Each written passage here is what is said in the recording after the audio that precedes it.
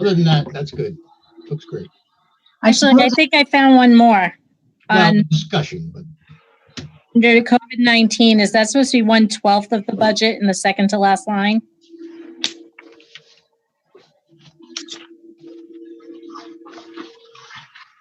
Where is it? Where it says, our representative, Deb Wagner, understands if our number goes above. Is it supposed to be 1/2 or 1/12? 1/12. Okay. Okay, thank you. You're welcome.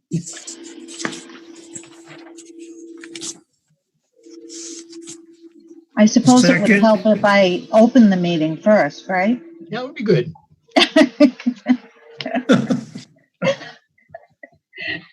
So Sandy, we open the meeting. Hey. Can I get a approval Okay. for the minutes of the meeting? Will someone make a motion? I made the motion. I waiting for the second, I guess. Yeah. Anybody second it? Second it. I'll All second in it. favor? Aye. Aye. Aye. Aye. All right.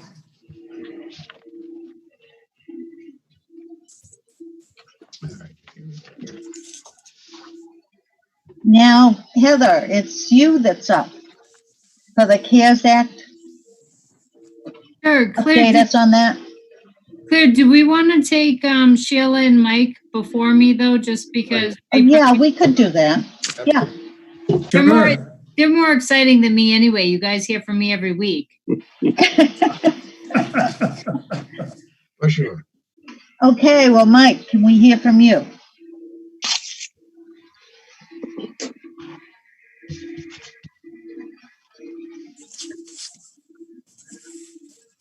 There we go. Can you hear me now? Yes. Yep. Perfect. All right. Do you guys have the handout that Heather sent out to you guys probably today, I believe? Yep. Yeah. Okay. Do you want me to go page by page or? What is that attachment called? Where'd it go? What was that? I'm sorry, I didn't hear that. Okay. No, I'm with you. I got it. It was sent out in a separate email because it came to me right after I sent out the package. Yeah. 5 minutes after that huge email. Yeah, there's 10 of them or so. So I'm with you. I'm on the right one.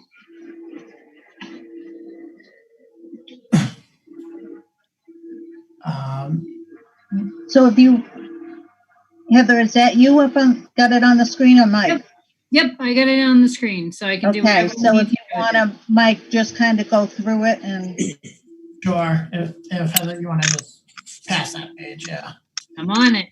Thank you. The first page is pretty much just an overview of the department. It's pretty much the same overview that I give you guys every year. Mm-hmm. So we could probably pass that.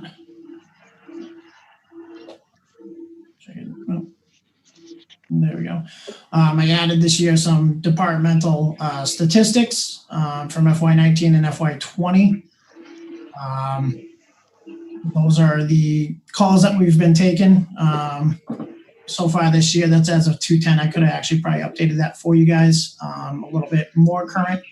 But we're on track to possibly pass what we've entered in last year at this point for calls and emergency calls for our department. That's the total for 5 towns, right? Yes, sir. Okay. Next. Do you have a breakdown, Mike, of Barre? I could do that. Yes, I don't have it currently in front of me, but Yeah. I'll put that down for you. Yeah. It'd be interesting to see. Yeah, definitely. Let me just.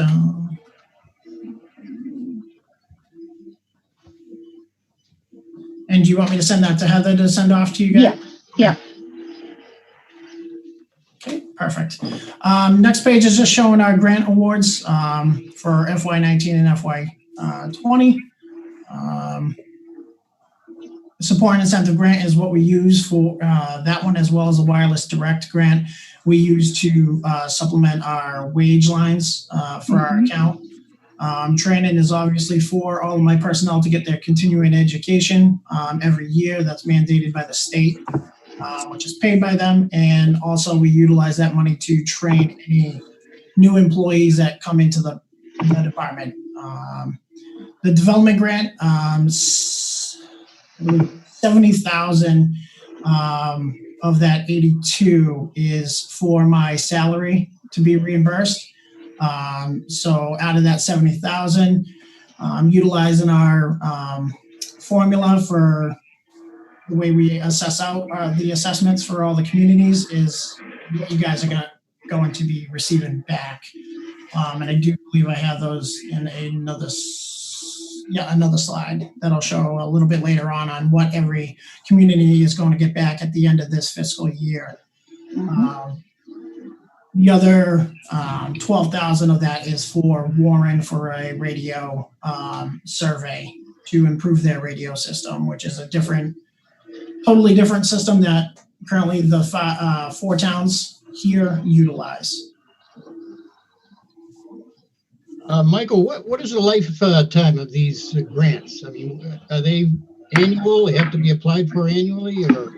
What? Yep. So the support and incentive, wireless direct, and training are all applied for every year, and depending on the state's formula that they utilize for a 911 call volume and population is what we get back on those. Mm-hmm. The development grant is a competitive grant that can be applied for every year. As you can see, FY19, we didn't receive anything in FY19, but we have development grants open up all the way back to FY15 still. So we have FY15, 17, 18, and 20 development grants open right now that we're still working on, which are adding more additional radio towers to our system within this area for the radio communication. Fantastic. I mean, we need more grants. That's you're doing a great job with the grants. Looks like. Thank you. I appreciate it. And we can move to the next. Now we're just going to jump into each separate line item of my budget. First one is our supplies and uniform budget. There is no increase. It's level funded for this year. It's used for all our supplies and uniforms. Next slide.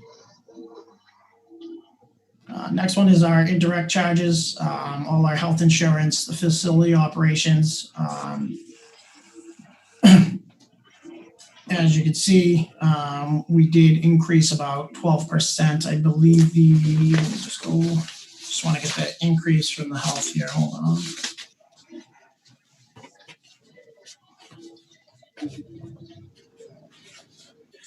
So there was a 3.7 increase in our health insurance and a 1.9% decrease in dental for the department.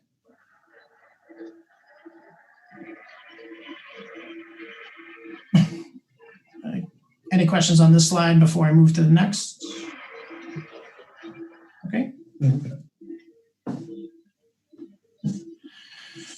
Our next line is our wages. As I was talking about before, we use the support incentive and the wireless direct grant to offset some of these costs that are associated with the wages.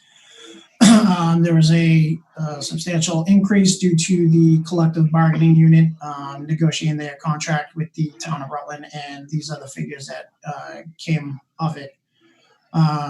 There was a decrease in the full-time dispatcher line item due to one of those full-timers being promoted to a supervisor of the overnight shift to correct issues that we were having over on the overnights.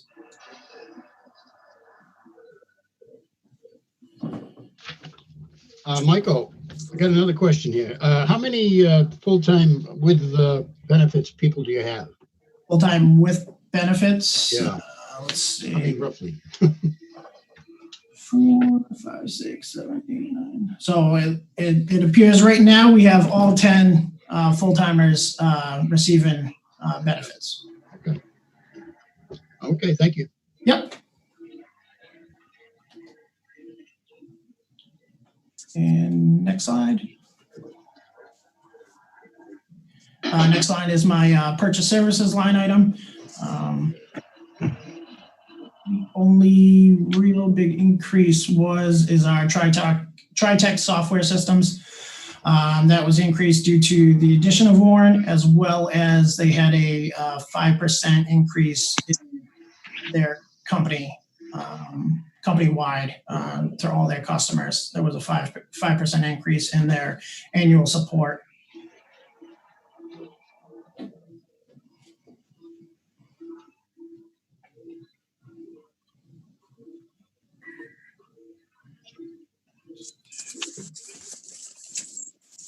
The next few slides are descriptions of each one of those line items that you just saw in the previous slide.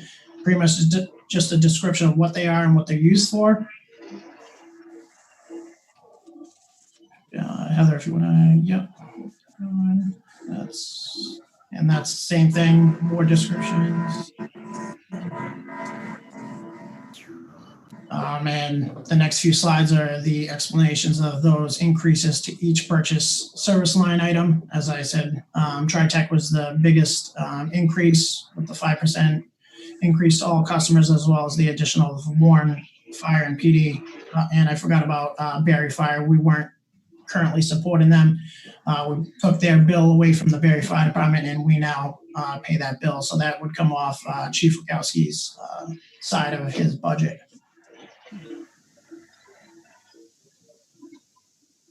Next slide, Heather. Mike, just a quick question. Just a silly one. On the post office box, what did the increase go from?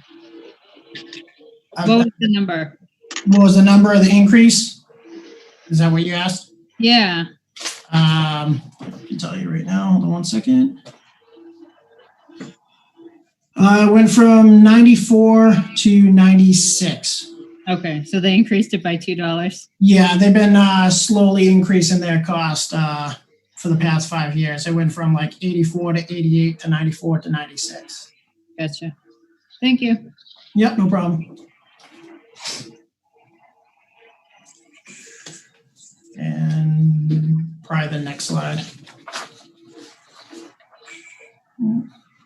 Here is the breakdown of the healthcare coverage, which shows how many people are enrolled and the costs of each of those plans. Mike, who do you guys get health insurance through? Is it Maya or different? Yeah, through Maya. I'm guessing you probably haven't updated these in the last 24 hours, right? I did actually. Okay. So does this reflect the reduction for July? This July? Yes, the coming July.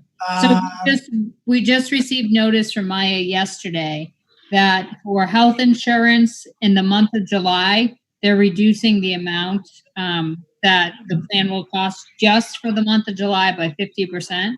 Oh, okay. And dental by 60%, but just for July. So it messes up every formula you have. That's lovely. Great.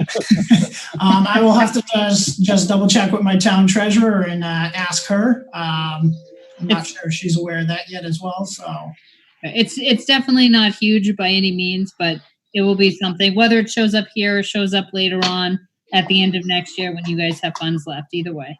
Okay, definitely. Yep, I would definitely check in on that one. All right, jump to the next.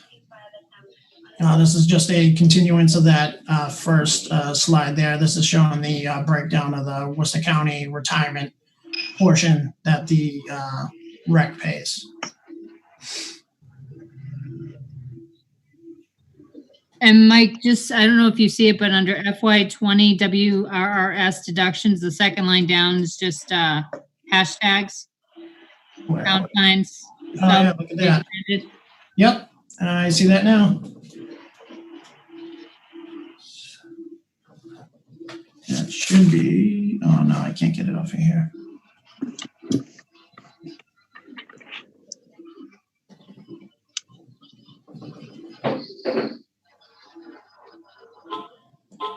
I don't know how to get that figure without closing out this meeting right now. I'm afraid if I hit anything, I'm gonna exit out of this. No, like minimize button. No worries. Okay, I'll get that to you though. And this is the explanation of our wage account.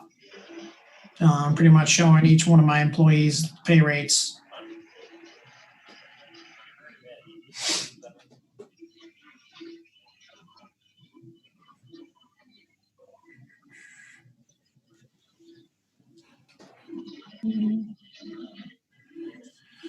Next slide is going to be the summary of the entire budget.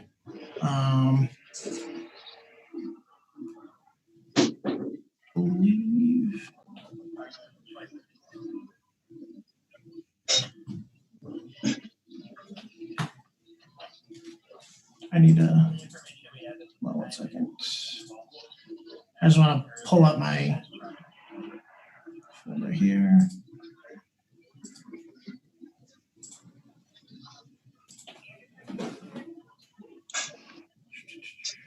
Okay, perfect. Just want to make sure that was correct. All right. So as you can see, for FY 2021, we're actually going to be receiving an additional $139,934 in grant funding from the State 911 Department, raising that up to $490,672 from the state, from the previous $350,000.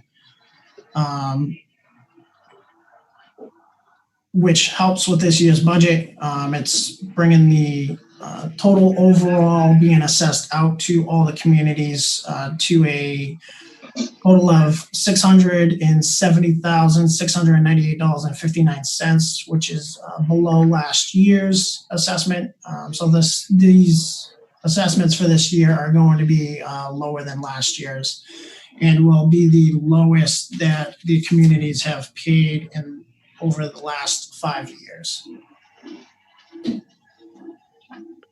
And that increase was due to the town of Warren coming in, raising our call volume up, providing us with more support funding.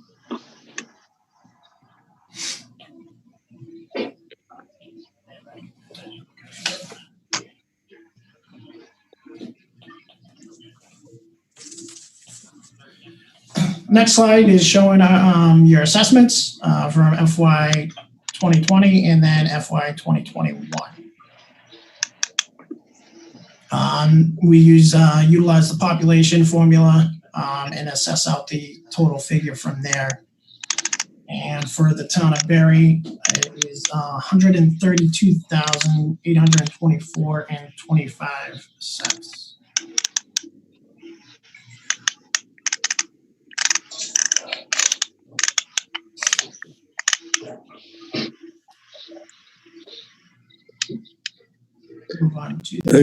Michael, if the grants go away, then we can expect the cost to be going way up. This question was asked to the executive director, and there is no foreseeable future of these grants going away. It's the money from this 911 surcharge revenue that they receive, so that the 911 surcharge revenue will always be there. For how long, I don't know. I can't answer that question. I can definitely ask that to the executive director again and see if they have any insight on that. Okay. Well, thank you. Yep.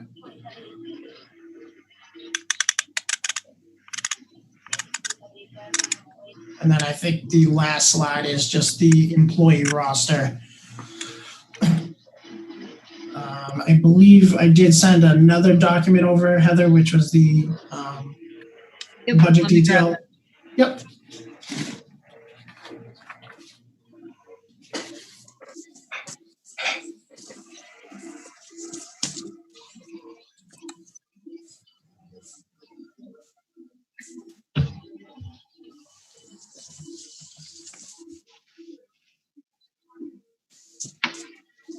Okay, so So the next document is just showing the budget over the last 5 years, from FY17 to the current FY21 budget that was submitted. Breaking down every line item of the budget. And if we want to slide down to the closer to the bottom, Heather.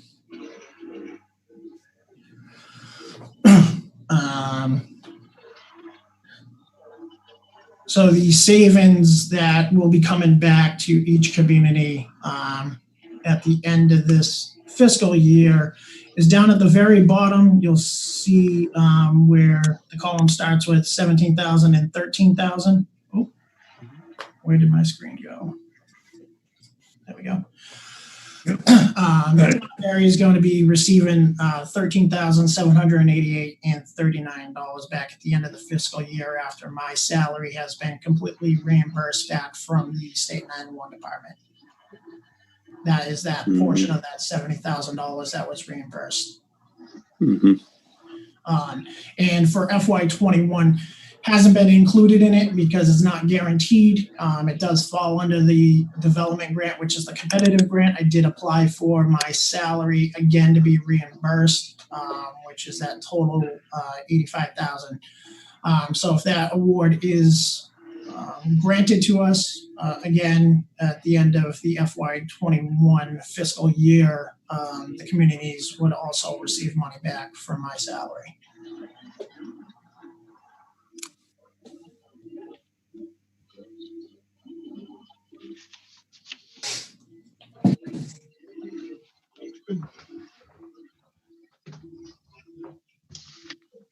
Any questions that I can answer?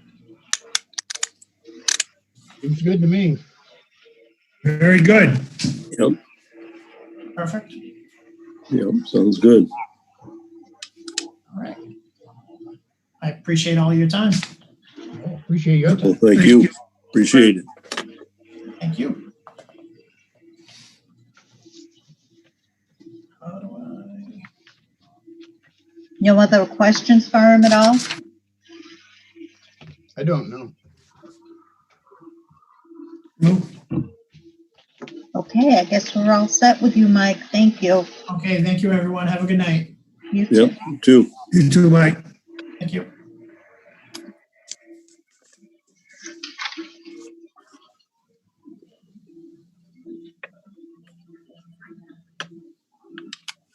Okay, Sheila, I guess it's your turn. I don't think I have the type of good news to share with all of you that Mike had, unfortunately. But we didn't prepare a specific presentation for you tonight. We certainly, could put the public hearing presentation if you would like to elements of that, but we, Cheryl and I talked this afternoon. We thought it might be best to just kind of let you know where we are in the budget process. Are you receiving a lot of feedback from Mike? Yes. Yeah. Yep. I was going to say something. Let me see if I can, sometimes, let me lower my volume. Let's see if that helps. How is that? Is that better? Yes. Okay. Okay. Sorry about I that. think so. Okay.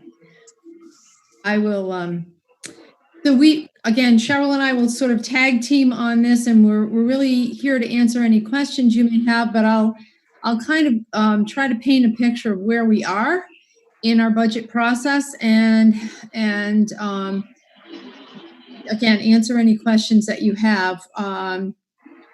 As you know, most of our 50% of our budget is state funded, and as I'm sure you are well aware, on the town side, the fact that we don't have any state budget numbers that mean anything is tremendously problematic for us at the school district level. So we have conducted our public hearing on March 20th, just before we closed, actually the night before we decided to close school for the pandemic.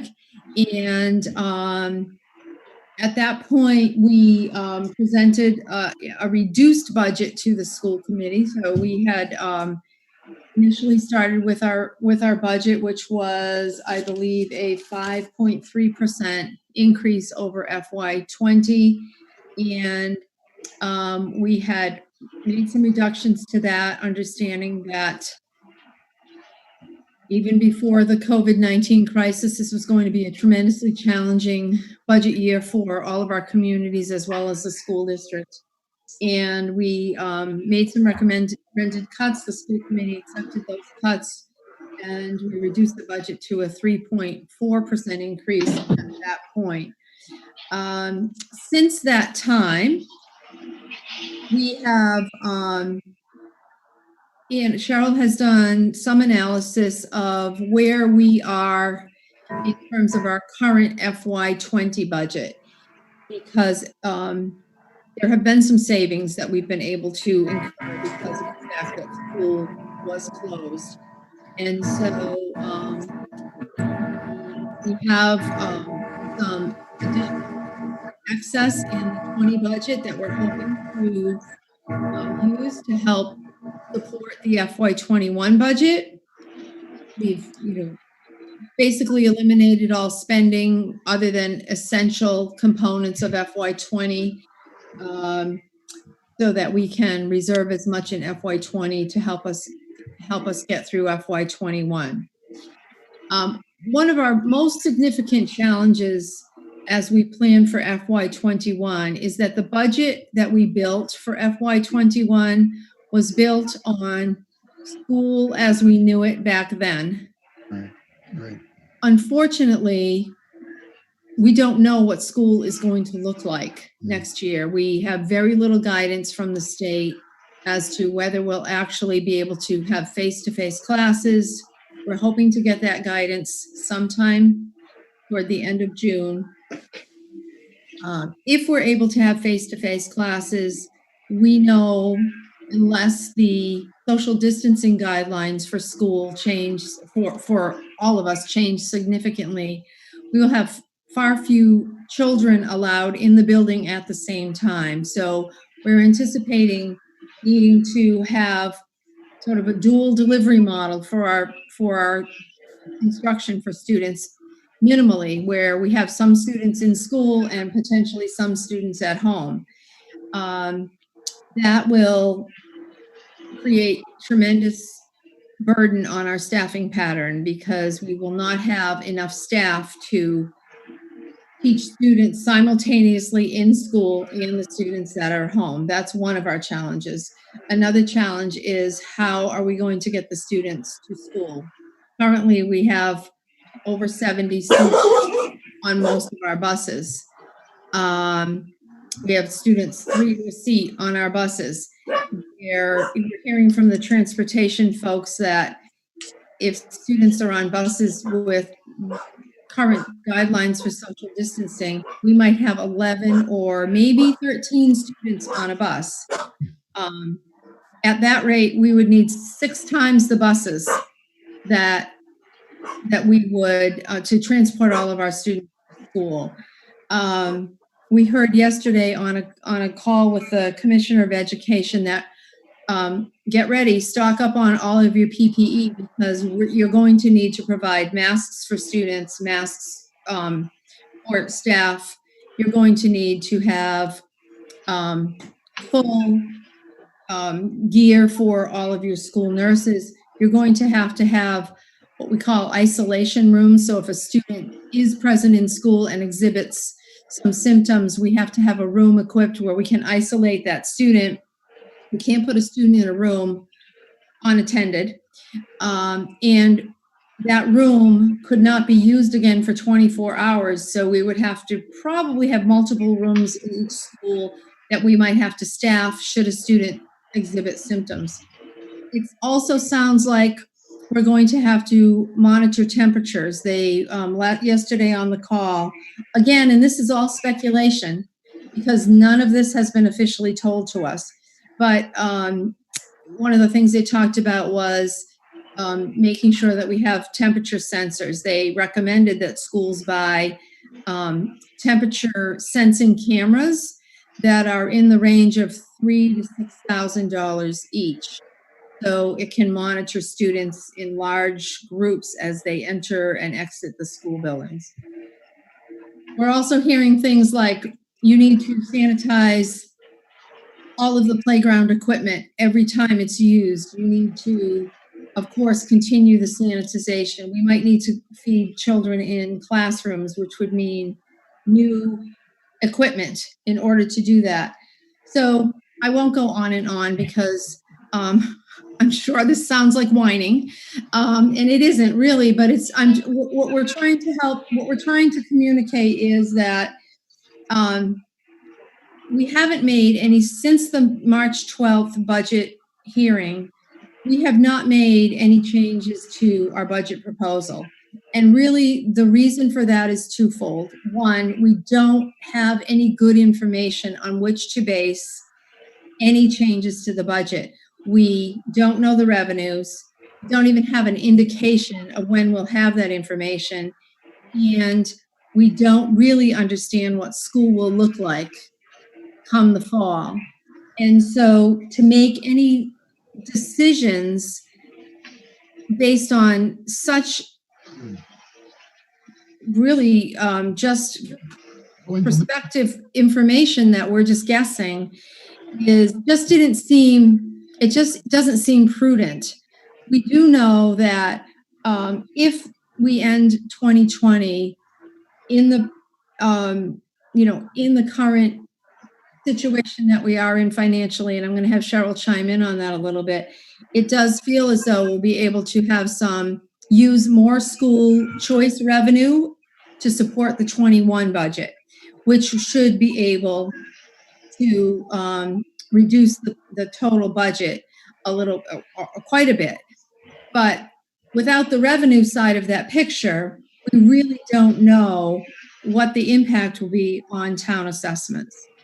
I'm going to stop talking and let Cheryl chime in so she can fill in the blanks for you, and then we'll take questions, whatever you have.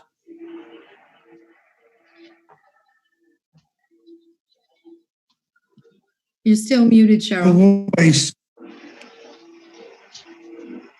Muted and my mouse isn't working either.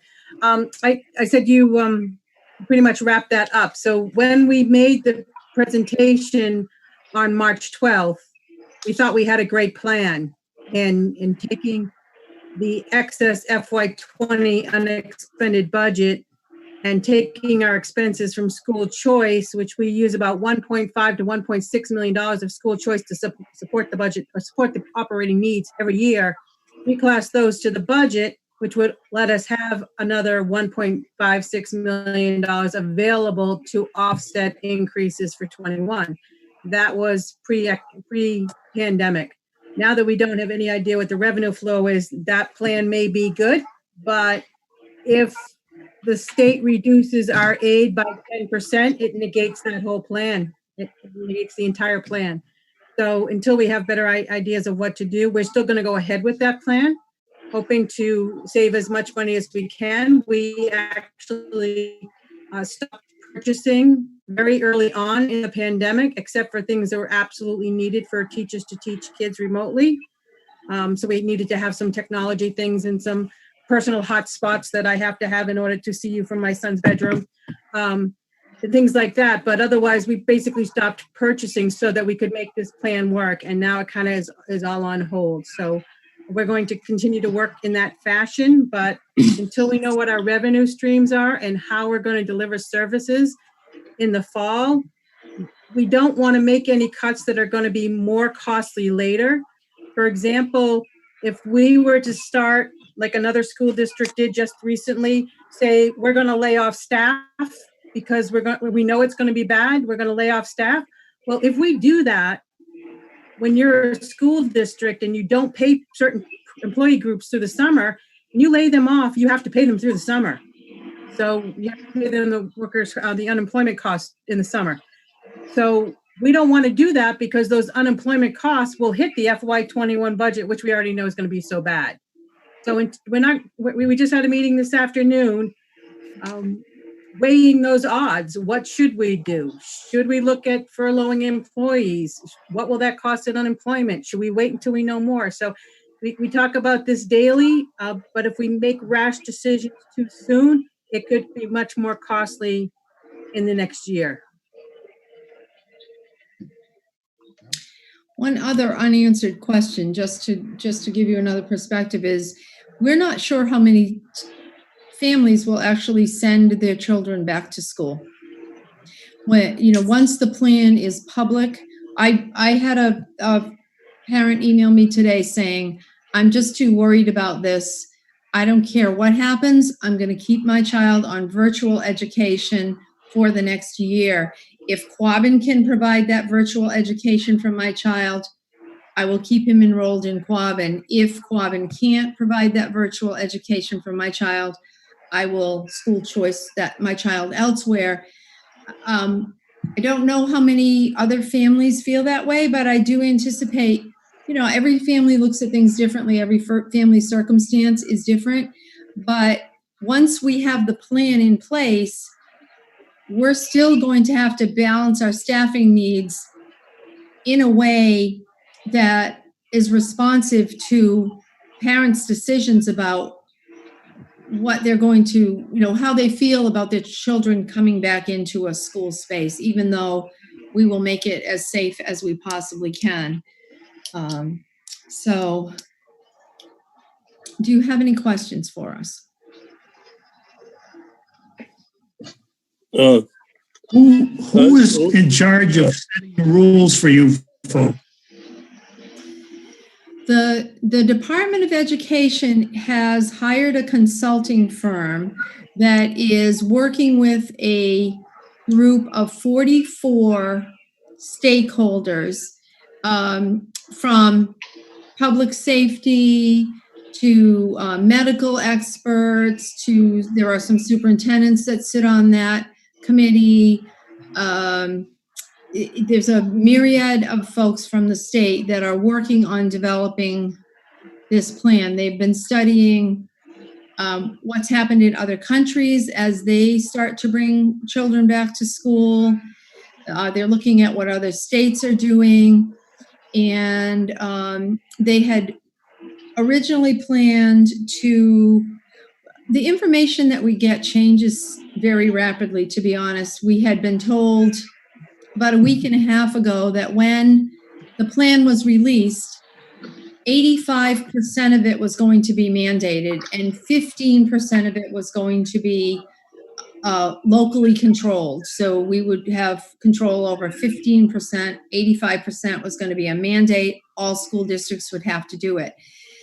We were on a call yesterday where that did not seem to be the case. They didn't quote any percentages, but the commissioner said, well, there's going to be a lot of local control over this. Once we release the plan, you'll have some options, that you can, it might have 2 or 3 recommended ideas, but you'll have some control over, what you implement based on your local context. So it's hard to take any information that we get and really act on it at this point. We don't believe it until we see it in writing. And sometimes even when it's in writing, it changes. So for example, we were told that we could not, that the timelines for special education, this is just one example, timelines for special education did not need to be followed. We could ignore those timelines, which are very significant. About 3 or 4 weeks later, on a follow-up call with the Department of Education, they said, well, now, no, you can't ignore those timelines. If you don't meet those timelines by having your IEP meetings and meeting all of those mandates, then there could be, legal action that's taken against you. So we're responding to all of the guidance, but it's not as though it's we get guidance and we can sort of depend on it staying the same. It does change relatively frequently. And I understand there, excuse me, the state is trying to figure it out.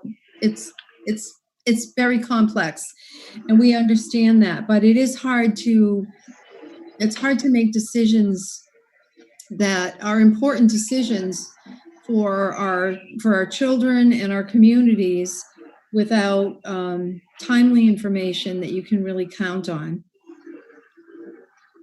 So we That group doesn't have a guidance by date. end of June. By the end of June, you expect something from them. Yes. Good.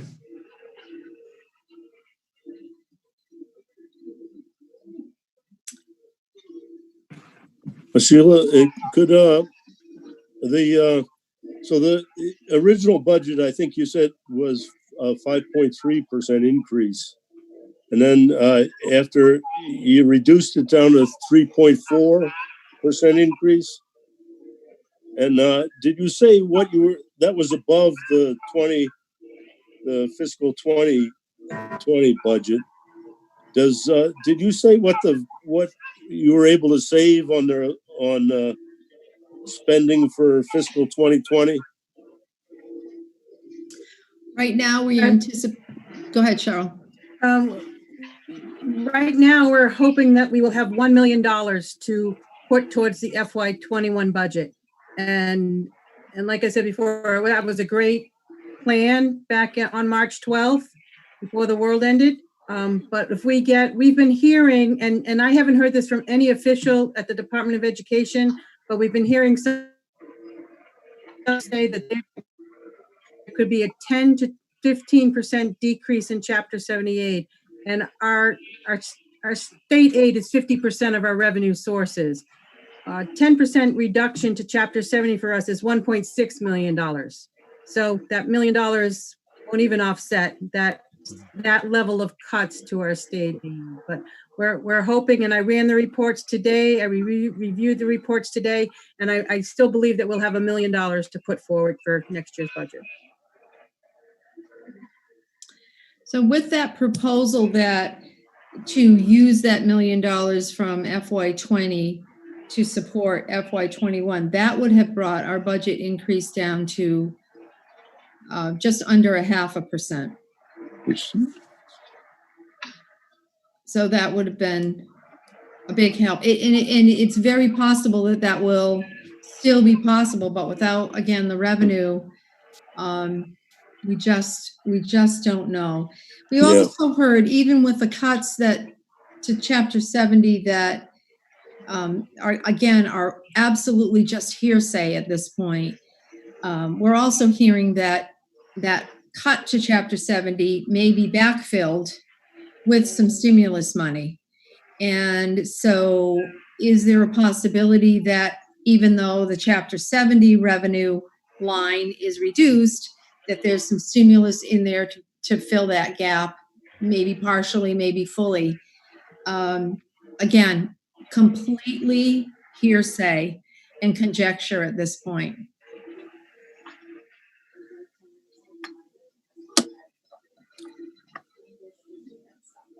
So I'm sorry that we don't have better news, and I'm sorry that we don't have more solid numbers. That's what it is. No, I we hope understand. that you understand that we Yeah, are we doing do. our best. We absolutely recognize that this is incredibly challenging for all of you as you try to make decisions. And I'm sure that you're in this very much the same situation where not knowing your revenue is incredibly difficult. And I think we would be, even if the news is bad, having news and knowing what you have to do to make decisions to make it work, at least makes you feel like you have some power over the situation, even if it's not good news, at least you feel like you can do something. But we really feel a lot like we're sitting on our hands and wringing our hands a lot and saying, if we just knew, we could make some decisions. And and the window of time, right? School opens in August. The window of time that we have to make these decisions and put these plans in place once we know what they are is very, very short. So, but you know, we're like every other school district. We're no different in that respect. But we certainly are going to continue to work on this as we have more and more information, as we understand how we're going to deliver services to students. You know, there may be additional savings we can garner. I don't anticipate that, but one never knows. And so we certainly will continue to work on it. We're very happy to come to any future meetings that you might have. We appreciate you inviting us. If there's any formal presentation that you would like, I did ask Heather to forward. There was an article from the Boston Globe earlier this week to you. It just kind of captures what I just described about what school districts are dealing with. But if there's any specific information about the budget itself that we could provide for you, other than all of our information is on the website. The budget hearing presentation is up as well, so that information is accessible. But if there are pieces of that you'd like us to pull out, we'll be happy to do so. It's a lot of information, and I know you don't have a lot of time to go through that, so we'd be happy to try to create a summary if that would be helpful. Whatever would help you, we're happy to do it. Sheila, I'd like you, if you can, to come to our June 11th meeting. June 11th is our school committee meeting. So we have our regularly scheduled school committee meeting on June 11th, which also starts at 6:30. So that's might be a challenge, Claire. Because our budget hearing the town meeting has moved to June 30th. Okay. So we're moving the budget hearing to June 18th. Okay. Which I would probably want to see you then, but if we could see you before then to see if you have any more up-to-date news. Okay. So are you meeting every week now, or? Yeah. You are, okay. So maybe we could come just pulling up my calendar here. I don't know if anybody else could make it another night rather than the 11th. If there's anything. The rest of you know. Are we going to be a lot smarter by the 11th anyways? Well, it's closer. We may have better numbers. Yeah. Yeah. Well, I can say this much, Claire, from what we do know. We've heard members of the state Senate say that they don't expect to have a budget out before August. They say almost all of our sources had said no state budget before June 30th.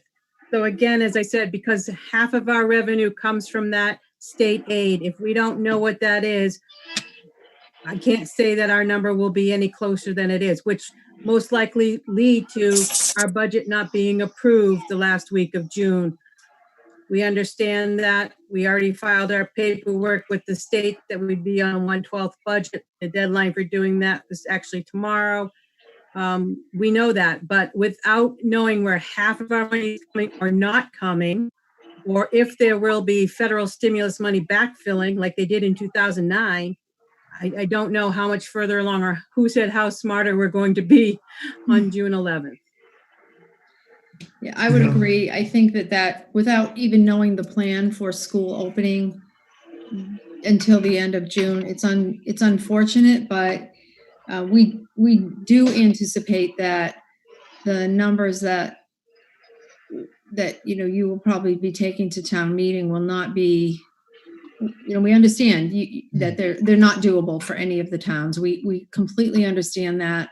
We don't anticipate that we'll have an approved budget. The state is not anticipating that regional school districts will have it. That's why they sent out generally that 1/12 budget request or budget notification that you don't have an approved budget happens at the end of June, just before July 1 to the state. This year, they asked every school district, every regional district to submit it a month early. That's telling us that they don't expect very many. And the reason they're doing that is they're saying they're going to have so many of those letters to review that they want to get a jump start on it. So I think many districts and many communities will be in the place where they do not have an approved budget if they're holding town meetings. I know we're fortunate in the district, at least, that all of our towns have scheduled town meetings. I think some other communities may not be doing that. Now, my recommendation to the committee, if we're going to town meeting on June 30th, will be to level fund the Quabbin budget, because that's all that we can do. There's nothing else we can do. Well, what is what's the number now? You mean not the 3.4? We haven't even seen any of your budget paperwork. Could you get some of that to us? Oh, sure. We can send you the whole budget presentation, the entire thing. It's all on the website. You get it all off the website. All the documents are there. The fact is that no matter how we're going to come back to school in the fall, most likely a majority of our employee groups, we are going to need more staffing to get the job done with less money. How we are to do that, I don't know. It's an impossible task. But we'll need more teachers, we'll need more custodians, we'll need more food service people if we have to feed in the classroom or we can't use our cafeterias. I don't know how they expect us to need more personnel to get the job done and not have any money to do it. And we're, again, not like every other school district is going to be in this situation. So either the state is going to destroy public education as we know it, or they're going to have to help us out. I mean, I know that they have a revenue problem too, for sure. But this is not fortunately or unfortunately, I guess depending on the way you look at it, this is not something that just Quabbin is going to be dealing with. I know that we've had our budget challenges over the years, and our communities have certainly done their best to support our budget, and we've not always been successful on the first round, and we've always managed to get there eventually. This is different. This is very different, and if we understand that at this point you're trying to act without adequate information either, and right. If we don't, and we've got to think of the town. We have to keep services for the town. We're even cutting there. And looking at it, I've been looking at it for a few days now, and you can't. No, I know and we've got to have a number to go to town meeting with. Well, you have that number from us, Claire. You have our number in your assessment letter that was issued in April. That will support. That's still 3.4%, and we can't afford that. I understand that. We understand that with all our towns, but that's the number that goes before the voters. Whether they vote up or down, that's the number that goes. I just want the Finance Committee to remember, though, a level funded budget does not mean a level funded assessment to the town of Barre. Mm-hmm. Because when we're on a 1/12 budget status, which is a level funded budget status, you have to apply the formula using the current year's data. So it doesn't, even if it's a level funded budget, it's not the same assessment to the town of Barre.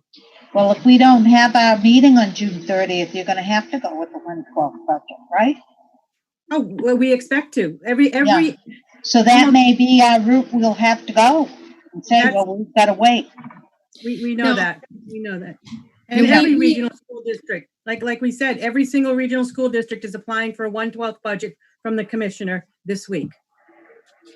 We absolutely understand there's a very strong likelihood that we'll be on a 112 budget until this state budget cycle plays out, until we can get real numbers from the state so we can provide you with real numbers.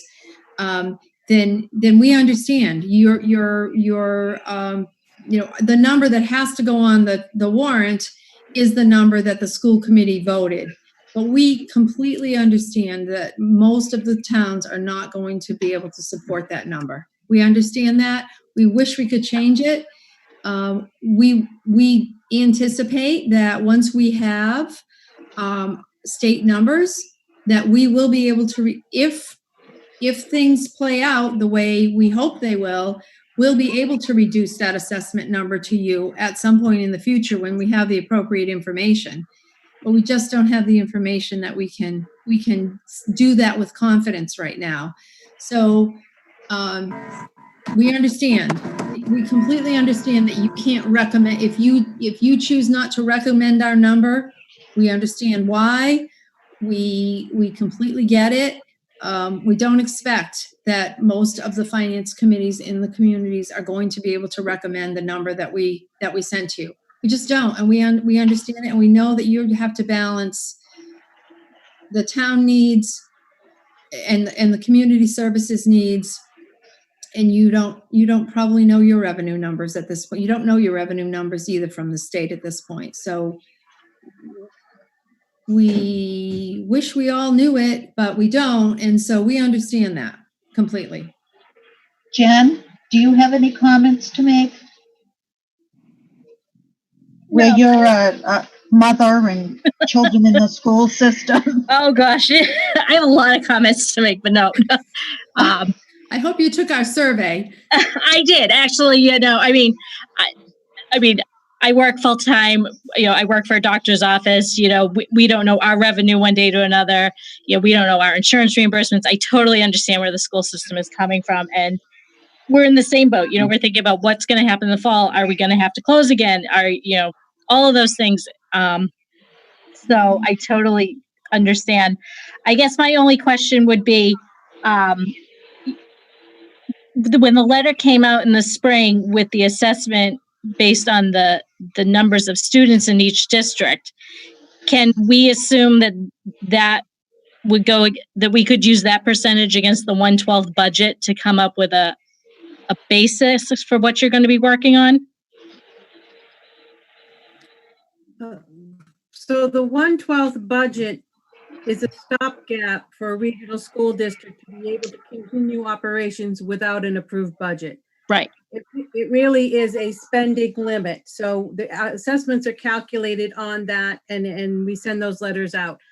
I can do those now, Sheila, because we fully expect, but that can be the number that you put on to get you through the summer, but that Right. in no way is an assessment that will support an FY21 budget. It's just this, it's the amount of the money that you will be required to send us so that our operations can continue. Right.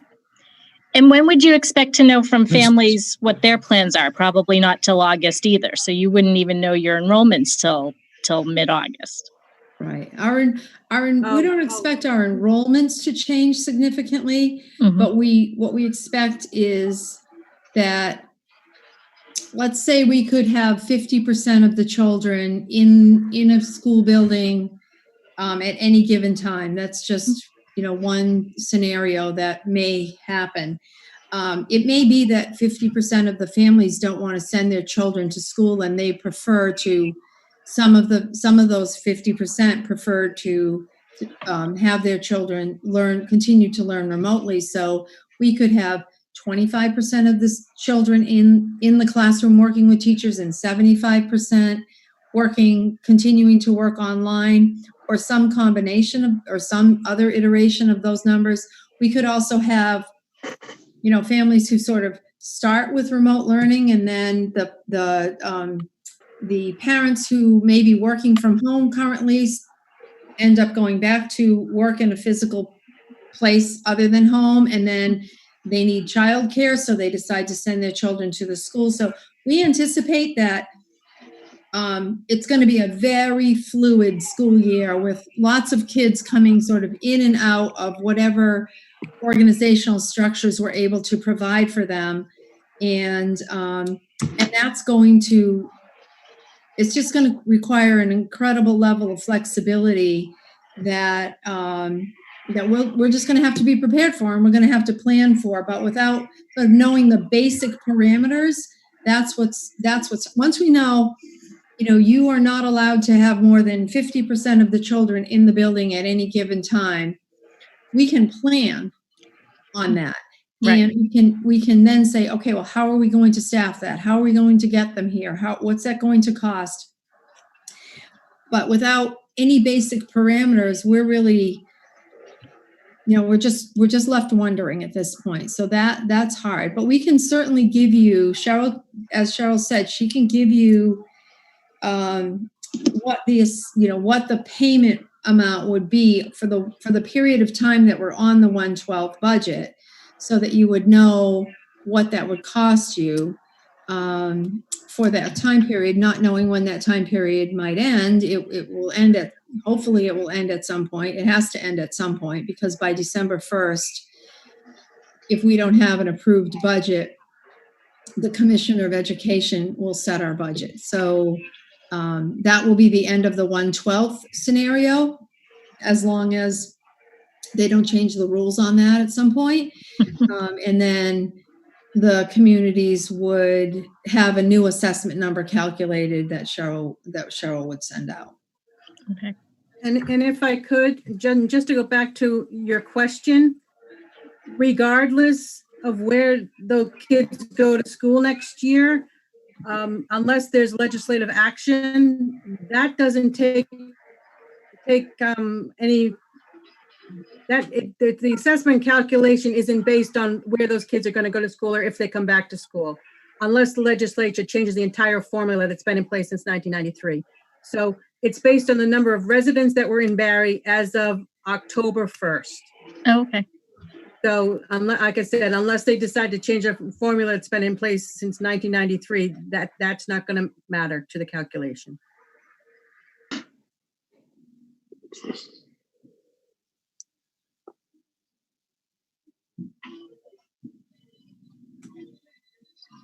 Well, Sheila, if you could plan the June 18th. For the budget hearing? Sure. Yeah. Mm-hmm. And if you do get some numbers or changes in it before then, if you can please let us know. We absolutely will let you know. And again, we're happy to come back on the 4th of June if you just wanted to check in with us, or if you have any additional questions, or please feel free to reach out to Cheryl or myself directly, or through Heather. I will make sure that I know Heather has the access to the budget presentations and everything from the website, but I'll just double check with her. If there's anything else that you want, if there's any clarification after you look at those documents that that you'd like to meet with us about, we're happy to attend any meeting at any time. Okay. All right. Well, I'm sorry I didn't have the Thank good you very news that much. Mike had, but hopefully at some point it will be good news. Thank you, Sheila. Yeah, good luck, Sheila. Thank Thanks you. for inviting us. All right, Thank you. Have a good evening. Good night. You too.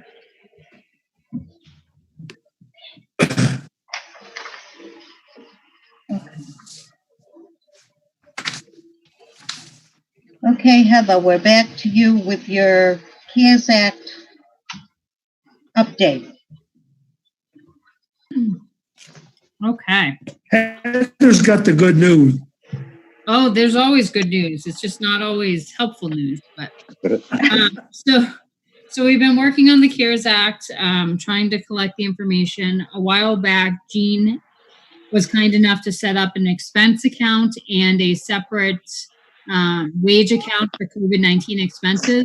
Everyone should have got in their emails today a printout of the reports for COVID-19 expenses and COVID-19 wages. So you should have a little bit of an idea of what's been going into those. One thing we did not do when we did this was separate 3 separate accounts out of that. So we have been talking about the different sources of funding for quite some time. One of them being the DPH, so Department of Health, pretty early on passed money down to the municipalities through the CMRPC. And we've had that for a while, and those funds were for specific purposes that you could use them. You didn't have to say, I'm going to spend 10 cents here, $100 there. You just had to say, overall, we're going to use this to cover the cost of our public health nurse and our health agent, or whatever it may be. And that worked for them, and they provided the funds for that purpose. So we have those funds that have already come in. We don't have expenses currently attributed directly to those funds, so we're trying to get a handle on things so that we can make sure that we do figure out what things should go directly to that. The second source of funding is the one everyone's most familiar with, and that's MEMA. And as we've talked about before, that's any of the expenses related to COVID-19 that MEMA will traditionally cover for emergency services. And they have allowed us to submit our request for MEMA right after the pandemic's over. So if anyone knows when that is, let me know if the paperwork ready. So they will not allow partial submittals. We have to wait till everything's all done, whatever that means and whenever that is. So we're just hanging 10 on that. As folks may recall, MEMA reimbursement is 75 cents on the dollar, and the town's usually responsible for the other 25 cents. So in comes the CARES Act. So the CARES Act, they'll actually allow us through the distributions of the funding from the federal government to the state, to the municipalities on a per capita basis. So as we talked about last week, that puts us at about $493K. And we're able to use disbursements between FY20 and FY21. It allows us to cover expenses that are not otherwise covered by DPH or MEMA, as well as cover those 25 cents on a dollar items for MEMA so that we can be as whole as possible. The problem we still have with the CARES Act is there's still no guidance from the feds on whether or not they're going to allow us to use those funds to cover lost revenues. So we're still in the air on that. We don't know. That being said, they've asked us to submit our request for what we'd like for the first disbursement through the end of June 30th by June 5th. Also reminding us that anything we don't use after the second disbursement is going to go back to the federal government. So we're trying to be strategic here and know information that we have no clue about. So we have a couple ideas on the table here. What I did this week was I actually went online to check out the form that we have to submit things through. And the form is, probably about 12 pages. They only want the summary number of everything. However, every month we're going to be required to do a report on what specifically we spent for what. So we're detailing it out a lot more than, PPE $10,000. Again, this disbursement request is only through the end of June. I'll show folks what I have right now. It's still a work in progress. I thought it would be a lot easier, and it's not, because when folks submitted their bills for the COVID-19 expenses, they didn't necessarily say what the purpose of the purchase was. So there was a little bit of guessing that had to go on as a result of that. But let me pull this up here. Okay. Finance. Okay. Bear with me 1 second.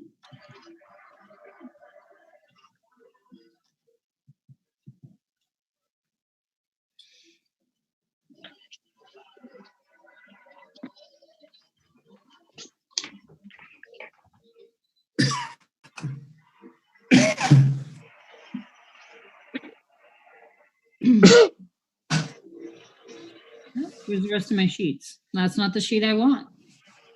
Well, that's not helpful. Hold on 1 second. Let me get the right one. Here we go. Okay. So I created a spreadsheet so that we can track things a little bit better. We have core municipal services, expanded health mission, and services and supports to homes, which is what's consistent in the CARES Act guidance from the state for disbursement of funds. So you see up top here, I have FY20 expended, so what we've utilized thus far. FY20 estimated, what we anticipate spending from now until the end of June. Any amounts that are covered by that DPH grant we talked about, and then the FY20 total. So we're still in the process of filling this in. I switched over to get the expenses done today, so this fell behind a day or so. But I hope to have it in the next, hopefully by Monday. So over here, just some examples of what we've had to do. So staff for compliance and reporting associated with funding. So we are permitted under the CARES Act to actually attribute any of the costs we incur for one of our staff members or someone outside to be able to track all of this and keep details. So I talked to Jean on it, and we wanted to budget enough. So we budgeted about 10 hours per week going back till about April to be able to give us a little leeway. And we'll double check my equation because it seems like that number's a little low. So we'll go back and check it later. Accelerated team telework capacity. So under the CARES Act, they allow you to count certain things, such as our subscription to Zoom, as well as any cost of things we'd have to purchase to help people with telecommuting. In the anticipation that we're going to have at least one more outbreak of COVID-19 where everything stops all over again, and this being a potential opportunity to upgrade some of our IT to make it easier for our staff members to be able to work from home without having to use home computers. Some communities have put in for this. I plugged it in. I don't know if the ultimate decision of FinCom's Rex and the select board is going to be to keep it, but I did put it in for at least the time being as a point of discussion. So I have here Surface Pros for remote use for the town hall staff, the cost of it, along with, I keep writing adapter. It's not adapter, but I keep forgetting the word. It allows them to theoretically have a device or their Surface Pro that they can take home and then come back to the office and plug it plug it into the docking station and see everything on their monitors. So it would get us away as we move down the road from hard drives and switch over to Surface Pros. Again, is this something that's the best use of our funds? I don't know. What I do know is $493,000 is a lot of funds. For us, it would be fantastic if we could use them for lost revenue, because that's where we're going to need them, but I don't know. The other thing you see I threw in here, training for remote staff. So our IT company, CM Geeks, regardless of whether or not we do the Surface Pro piece, we do probably want to slide in some cybersecurity where more people are working from home. And so they learn some more techniques to keep us out of trouble with our data. Hiring, training contractors. I just threw in here Electric Clean. That's a company we use in the fire departments to clean the vehicles once a week and also sanitize the fire department. PPE. You'll see here I kind of break things down in the per cost. I have what we've expended thus far, and then what we're looking, best guess to expend until the end of June. Same thing with cleaning, disinfection of public buildings. So that is, for the most part, what we have in the core municipal services. I need to check in with Cheryl and see if they have anything to put in for the schools, understanding that's a regional school district. So even if they do, we'd have to figure out what our proportion would be compared to the other communities. So that's a fun thing. Any questions on that so far? I mean, it's a lot of stuff. This is not by any means completed yet. I just started going through all of the invoices that everyone has submitted earlier today to try to figure out where everything is. And I only started adding in requests that have come in from the fire department, the police department, and from Board of Health and the town clerk for the election materials. Heather, the MEMA is going to cover some of this, so you have to double check through each one to see if MEMA is going to pay it before you submit it to the federal government?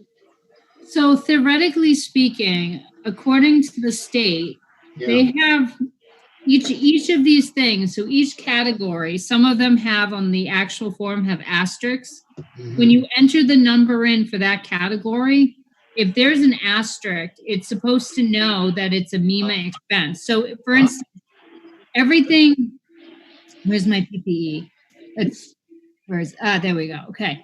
So everything in this section for PPE, masks, gowns, nitrile gloves, and so forth, all of that is considered eligible for MEMA reimbursement. So our total amount for this fiscal year will be something over, $1,600.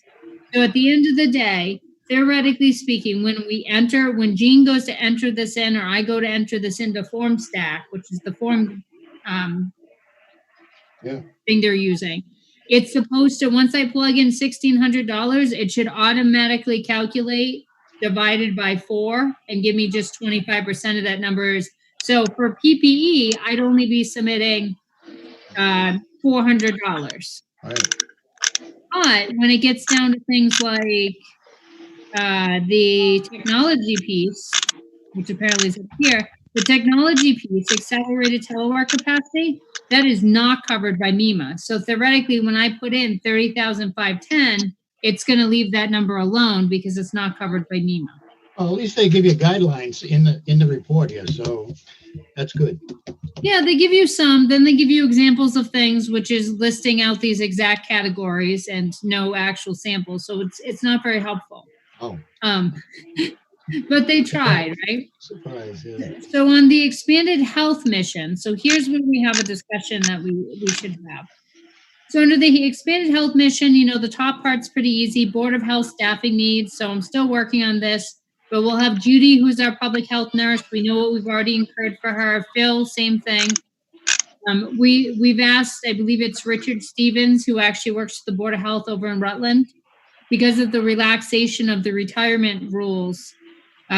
He's able to do additional hours for us if we need help with enforcement with any of these provisions that are coming down to the Board of Health. So we'll be plugging in that as an estimated cost of what we anticipate for a number of hours per week and so forth and the costs. Other things down here don't apply to us. We haven't used any public spaces or buildings as field hospitals. We don't have a shelter for the homeless going. I don't think we've done anything with the food banks or food pantries. So some of this other stuff, it gets interesting. Educational materials, we do have a couple expenses that the Board of Health had purchased for like door knockers and so forth. So we'll take care of that.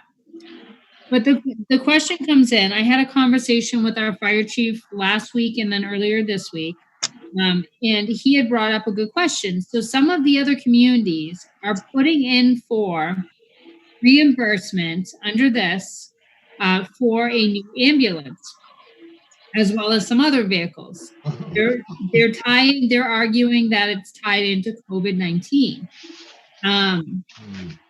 So I have some interesting thoughts about this. My first one is, we don't know if the state's going to be like, yeah, nice try, thanks, try again. Exactly. It could happen. If it does happen, it's no loss, right? Because they're not going to be like, oh, well, you can't have that money now. We're putting it in somewhere else.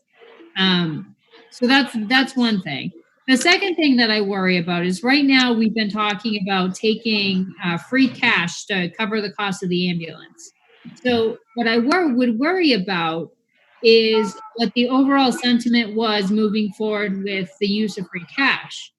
If we were to, theoretically speaking, apply to get the ambulance under this act and magic, they approved it and we were able to get the funding for the ambulance, then it would free up $285K out of free cash. What I would hate to see is that we would try to purchase something else on the capital plan with that, as opposed to just leaving it there. What I worry about is if we spend all of this $493,000 we have, and in the fall, they finally say, okay, you can use it for lost revenues, or even if they don't, we need to have more money to draw from to be able to cover anything we're under. Like we've conservatively estimated revenues. We could be wrong. The school number already feels high. It could be higher. You know, like there's a number of things here at play that we just can't anticipate. So that's my thought on that piece. That, and I'm not sure. I did ask Rob to check with the other communities to see what section they would even put it under. The only thing I could even remotely think, unless I missed one, and I've read it a few times, would be transporting residents to COVID-19 medical and testing appointments. But I don't know. Sounds like a real stretch to me. You No, know, I mean, the mileage or something might go in there, but I can't see the whole ambulance being covered. But hey, you got to try, I suppose. You can. I think Well, that's a good idea. The way I try to think of the COVID-19 expenses is, but for COVID-19, I would not expend this. Right, and we need an ambulance anyway, even if we didn't have COVID-19. So. Yeah. Anyway, anywho. So I don't know what the rest of the FinCom's thought is on that. If you guys think I should put it in and let the select board on Monday figure out what they want to do with it, or leave it out, see if other communities get it approved, and if they get it approved, put it in next fiscal. I don't know. Yeah.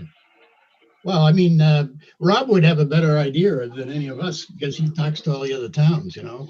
But of course, nobody has got the money yet, so I don't know. It seems like we have a lot of questions but no answers tonight. Yeah, we're good. The fiscal year 21 is really good at that. Yeah, it's a good year to be an administrator and on the finance committee. Oh yeah. Yeah, great. Oh, I guess it's almost like being a meteorologist, right? Yes.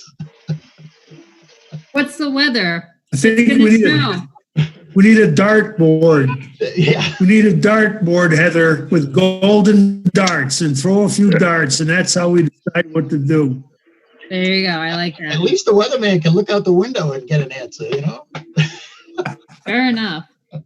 So, Heather, if the other towns, if you talk to Rob, and the other towns are going for it, why wouldn't we? Well, because what you said, if you miss it, then you're in big trouble financially. You know, you've spent the money on something else, unless you do hold back the money. Well, that's what I would think. You know, you'd hold it back. Yeah. Theoretically, so then you could use it to balance your budget. And theoretically, what other needs we need.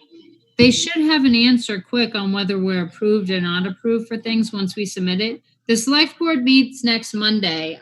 Claire asked me to post a joint meeting with FinCom just in case there's a quorum of FinCom members there. I did that earlier to cover us. Okay.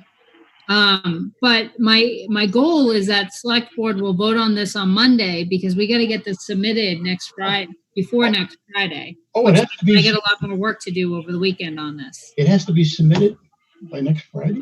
By next So Friday. you're gonna know. That's yeah, right. If that's CARES Act or is it? Yeah, it's the that's CARES? what. Yep, the CARES Act one. Yep. Oh, okay. Well, in that case, yeah, put it on.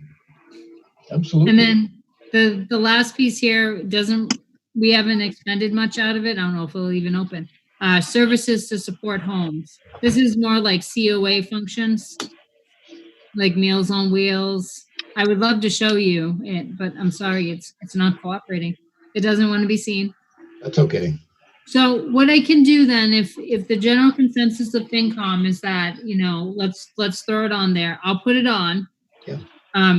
I know Rob had asked about some other vehicles too. I would recommend if we're going to try it, we just put the ambulance on for now, see how that goes. Nothing else is as dire. So if we get to the next fiscal year and the decision is that we want to move forward with asking for other vehicles, we can do it. It doesn't affect the timeline of anything there. Yeah, if they pay for it, then we've got that money. Yes. You know. Right. To use for other things if we don't have to use it to balance the budget. Ted? I think it's a good reason to talk about an ambulance, because if you're really sick with 19 and have breathing problems, you're not going to take them in a minivan. think you're going to have to take them in an ambulance. So I think, the people you're talking about are not somebody with just a temperature. No. And Rob I don't did think it's say that, far-fetched. didn't he say one of the ambulances broke down on a call? Yes, That my ambulance? understanding is that happens often. Yeah. And if somebody's really bad with COVID, you don't want the ambulance to break down. Well, as long as they see it the same way as we do, that's good. Yeah. Well, that's why I Especially if told it's one Heather of to us, make, Claire. in case you people want to be at the selectmen's meeting Monday, Okay. to kind of argue this part, because what they want us to do is look at the capital. We've got to do this tonight and decide what we think could go in the capital to be used in free cash. They would like to see everything, plus the 100,000 that Matt wants for the internet. So Claire, before we migrate to capital lands, Yeah. if I can add a couple more things on the CARES Act. Okay. So a couple of the other things I'm just waiting for numbers on. The police chief is supposed to get me a estimate for the cost of outfitting all of our police cruisers to have plexiglass in the back instead of Yeah. that, it's like that chained wire Yeah. to do Yeah. plexiglass. So he's working on the price for that. Yeah. Ellen is working on the price for any additional supplies that we're going to need for the election. So they're Yeah. working on a couple of those, like when you go to the grocery store now and they have the plexiglass between the cashier. We already have face masks, gloves, and regular masks for folks, but we're going to see about getting those. What were the other things?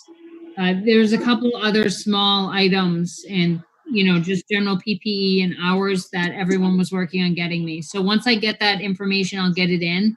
I'll try my best to get this done by tomorrow night so people have the weekend to look at it.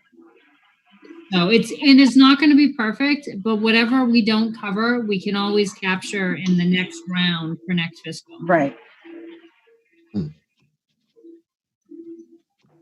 Good. All right, Claire, did you want me to go on to the 1/12 budget next, since that's something we need? Yeah. Well, has it changed any?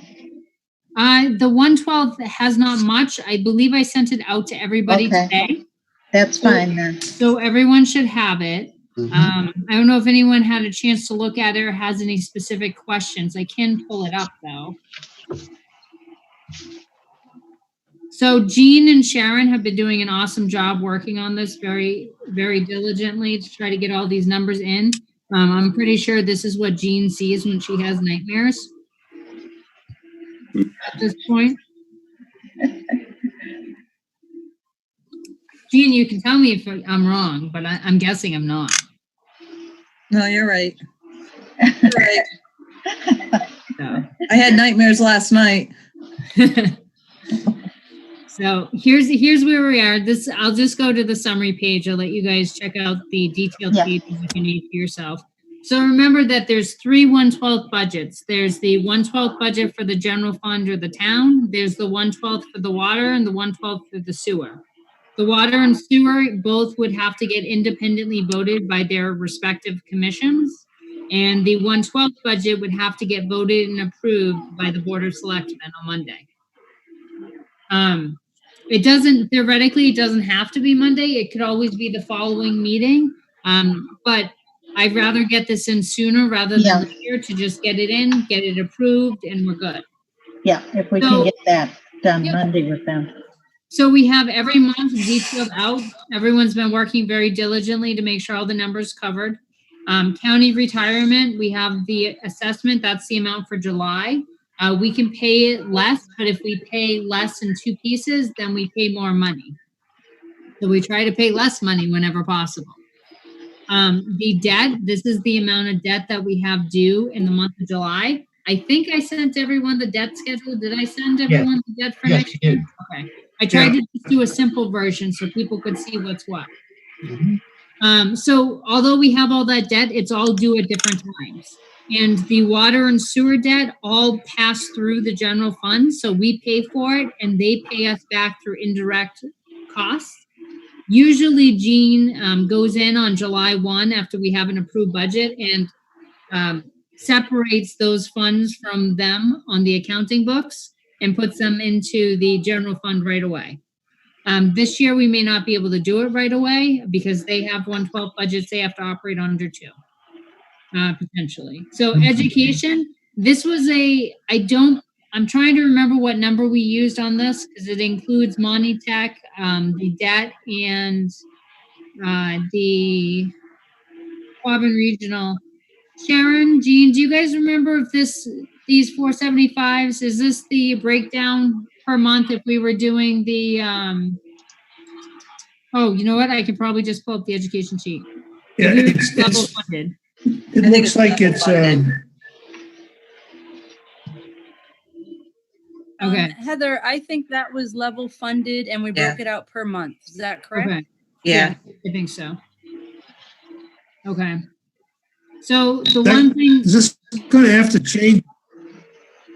This going to have to change based on what Cheryl just said with the new numbers? I don't think so. I mean, here's the problem, Ted. I'm waiting to hear back from what Hubbardston's doing, even with their number.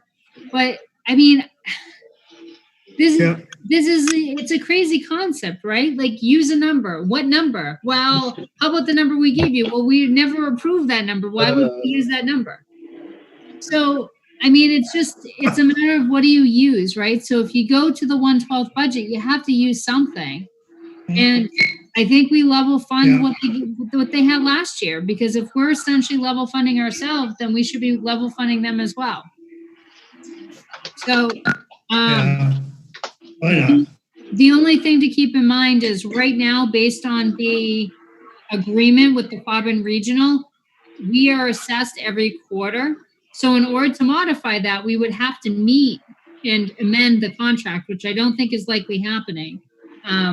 So we will have to take this number and multiply it by 4. Well, when we did get clarification last week from the state, they said it's okay if your number for like July is above the 1/12 budget. We just have to explain it. And that would be something Jean would have to enter in. And as of right now, I don't even think the system is currently allowing her to do it in Gateway. But my understanding from what they've talked about on the seminar and the trainings on it is they're just going to be asking for the county retirement, the debt, the education number, and other expenses. But we'll see. That's what they say. But I would say that we're going to have to change the education number to quarterly. So we'll adjust that. Some of that number is still going to be in there above the 475 times 4 because we have Monty Tech. So based on that information, what we can share, does anyone have any specific questions? No. Good. Heather. Yes, ma'am. I'm still here. I'm just trying to get power to the device before we lose the meeting, because that would be tragic. I think for clarification, this is just something the state DOR wants us to do so that we have something in place going into the new fiscal year. I don't think it matters what the numbers are for the school right now. I mean, it's just a holding a spot for them. Because we can't have a town meeting, so we have to have something. And so this is going to be approved by the head of the DOR saying, okay, Barre has a 1/12 budget in place for fiscal 2021 until they have their town meeting. I don't think it matters what number we're using for the education. That's good. At this point, because we don't have a number, really. Right. But I think it's just a holding spot. Like the school, when the school doesn't have a budget, they have to go to 1/12. I think it's the same concept. We just need to be approved that we're going to do a 1/12 budget. So that's all this is.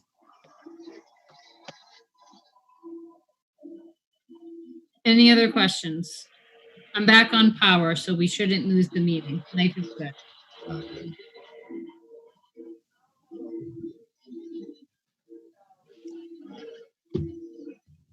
So that looks okay. The next thing I had on there was the annual town meeting, because they changed it to June 30th. And we hadn't voted on the public hearing, moving it to June 18th. I know we discussed it, but I don't think we took an official vote on it. That we would recommend it. Do we want to do the 18th? You want to do it then, or you want to wait till closer to the meeting? I thought there was a Well, if you little bit wait till the issue of following having week, it's much only like time. 3 or 4 days. When I looked at the calendar, Yeah, what date? right. What date was you thinking? Because when I looked at the I'm just saying the calendar, 25th would be, the 25th is the week before. let's- Actually, less than a week. yeah, it's so close because Yeah. we have to print. Well, how are we going to do that? Well, Heather will have to put it up on the screen. Right, Heather? For the public hearing? I can do whatever we need to do. They usually have the warrant out for them. That's what we usually do. It's possible we could have the warrant, Right, but 'cause When are the selectmen doing it? I don't know. I don't remember in the books. Sandy, do you happen to remember? I think we bugged you on this date last time too. Because No, I don't remember. I'd have to go back and look at my notes. I have notes everywhere. I don't remember. Sandy, you'd have to do that warrant for the public hearing, that just little booklet with the Yes. articles on. Yeah. We're hoping to have that done by next week, or by the end of next week, rather. We got to get, the concerns right now, making sure we have the 1/12 ready, we have the CARES Act stuff ready, and we have all the Well, numbers entering into these. Maybe we should go for the 25th. Yeah, if there's a chance we have some actual answers and numbers, that would be great. Yeah. I'm point, almost Brian. feeling, I don't know how anybody else feels, but I'm starting to feel maybe we shouldn't have a town meeting on June 30th. Well, that's up to. Then the school, we have a 1/12 I've been budget. thinking, just go to 1/12. Yeah, that's what I'm thinking, because we don't have any numbers. The biggest piece we have is the school, and they'll have nothing by the 30th. So I don't know what we are going to agree on that day. That's the thing that's bothering me. And then they were saying that we'd have to go with the number they gave us. That's a 3.5% increase. We can't 3.4. afford that. 3.2. So the problem, I agree with those assessment, the thoughts anyway, because you're right. If we did go with them, and if we use the numbers that they suggest that we should use, then we would have to literally cut things or use a substantial amount of free cash to balance us.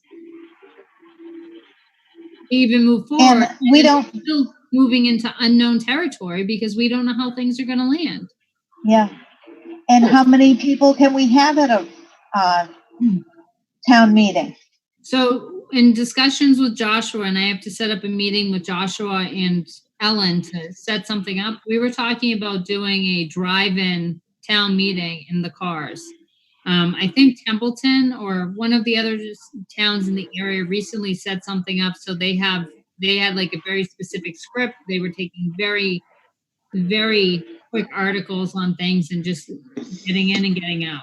I know in the Board of Health call I was on earlier today with the regions, a lot of the Board of Healths were very concerned because some of the places were still having meetings inside, and then they were going to be lengthy in the full thing of their meetings. So they were a little nervous, but I don't know.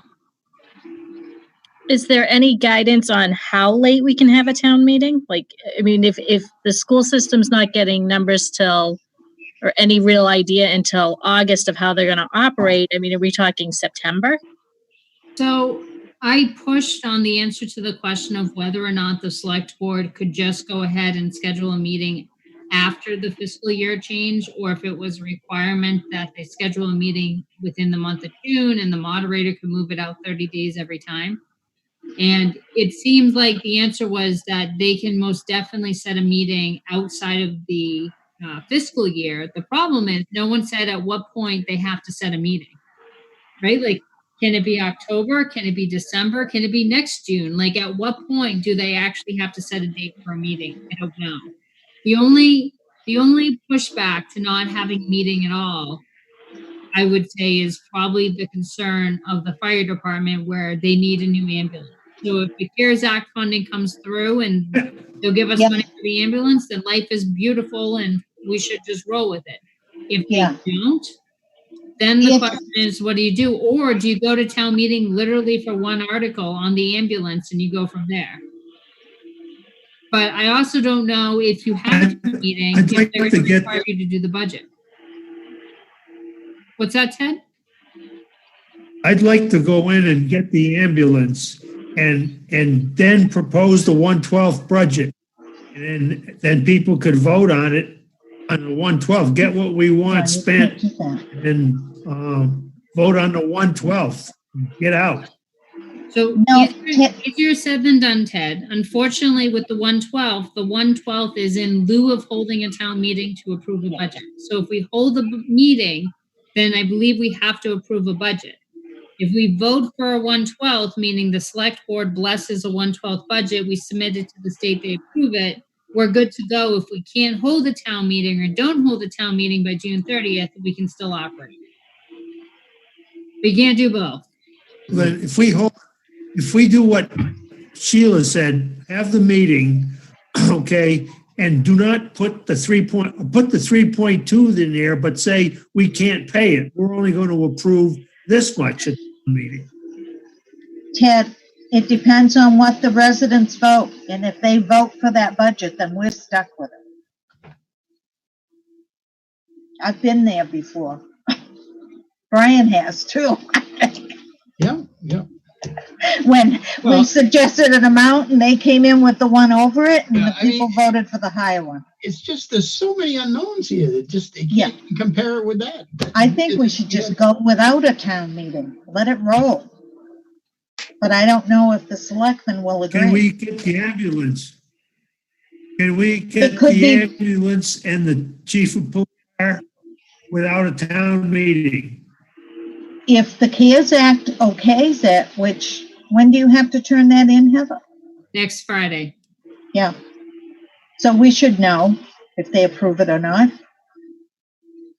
The federal government? They're going to give us an I have no faith in the government of proving anything quickly. Okay? Period.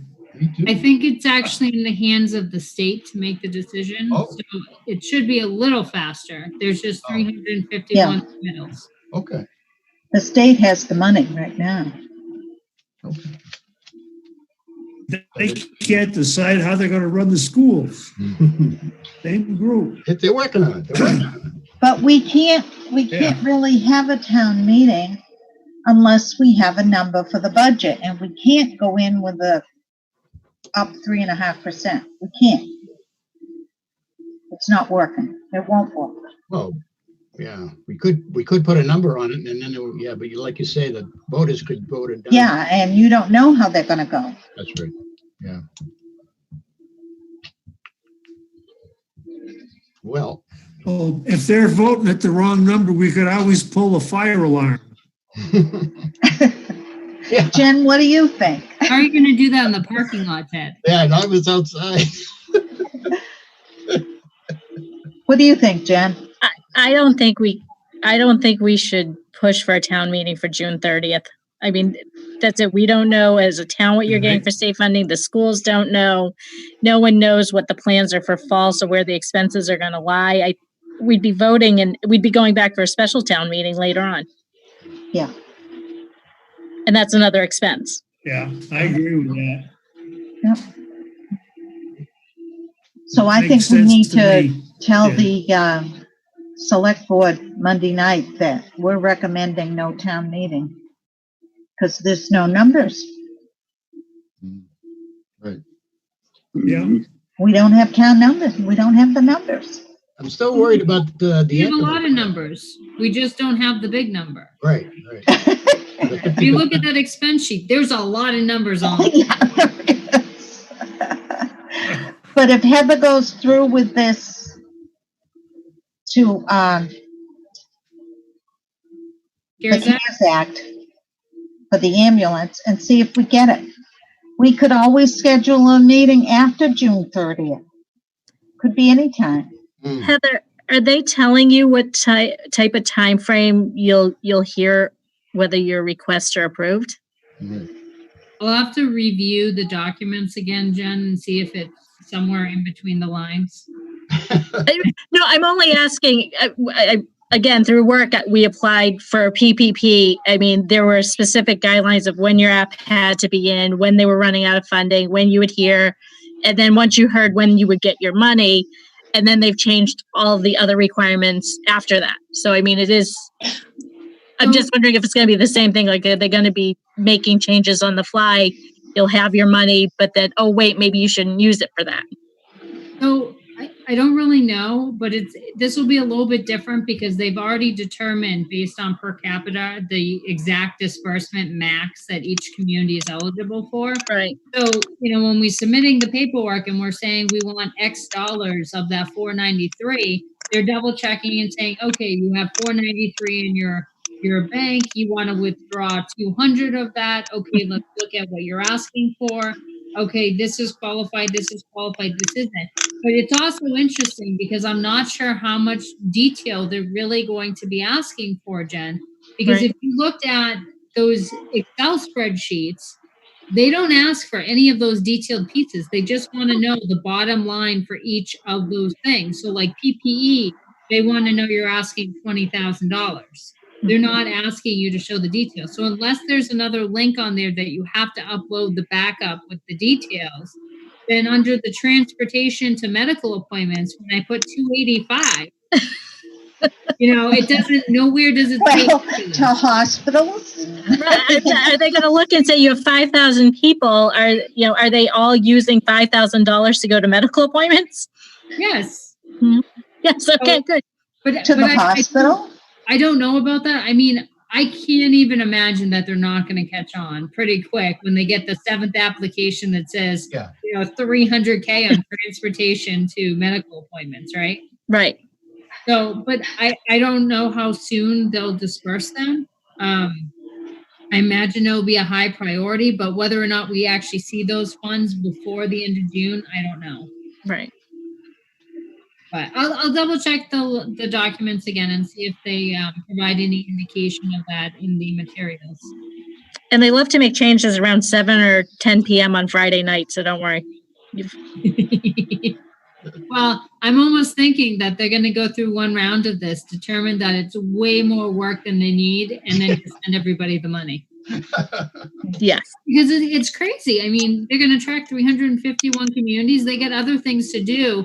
I mean, like you said, they're spending their time right now figuring out what's going on with the school. They don't have time to figure out what's going on with, 351 communities and why everyone's transportation and medical appointments is high.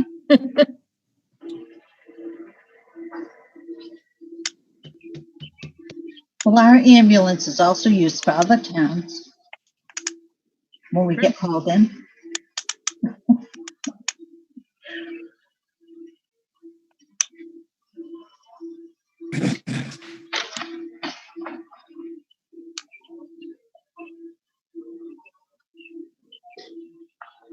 The revenues haven't increased at all, have they, Heather? I can show the revenue sheet. I did send it out to everybody. Okay, well, if you sent it out. Okay. There's nothing really to talk about today on the revenue sheet. Hopefully we'll have more next week as we get substantial, hopefully, intake on some of the tax bills that are out and so forth. Nothing substantial right now. The only major changes on that sheet is I did add an indirect cost sheet for water and an indirect cost sheet for sewer. So if you guys take a look, you'll see I kind of broke down what those costs are all on one sheet of paper so that they also tie to the front sheet for the revenue totals. They're not finalized yet. I still have to double check my general insurance and workers' comp numbers, but everything else is calculated as precisely as we currently can. Talking a quick second on the revenues or on the expense side. So as I mentioned during Mike Moriarty's presentation, Maya did send out a letter yesterday to let everyone know that as far as the month of July goes, they're going to allow, or they're going to have municipalities only have 50% of what the total cost of health insurance is that month to be covered. The other 50% they're going to cover with their own reserves.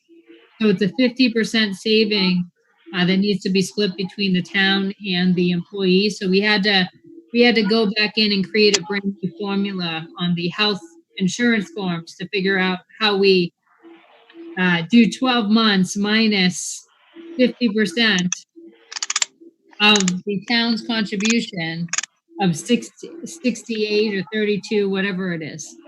So that was, but anyway, so that's all set on the expense side. That's the only other change there. And on the expense sheet, you'll see that I've detailed everything out as best I can. I still have a couple I have to go back to. I'm waiting to get the Excel sheet from the police chief to add it in. I'm waiting. I have to check in with Jean to make sure I have all the accountant's expenses correct. And then tonight with dispatch, I'll add their new number. And I still don't know what to do with the school's number. Part of me just wants to level fund them, but for the heck of it, I can throw in that higher number. As far as my thoughts go, I do not believe, and I'm happy to double check this, I do not believe we're legally obligated to put forward to the voters the number that the school has assigned us. I believe we can put forward whatever number we want to put forward. But why wouldn't you? But I've never, in the communities I've worked in, and the school has told us, you know, we're going to assess you X dollars. We often say, okay, we're just going to take X minus 10% there and throw it on. And that's the number we go with. So I don't know, but I will double check that piece. Good.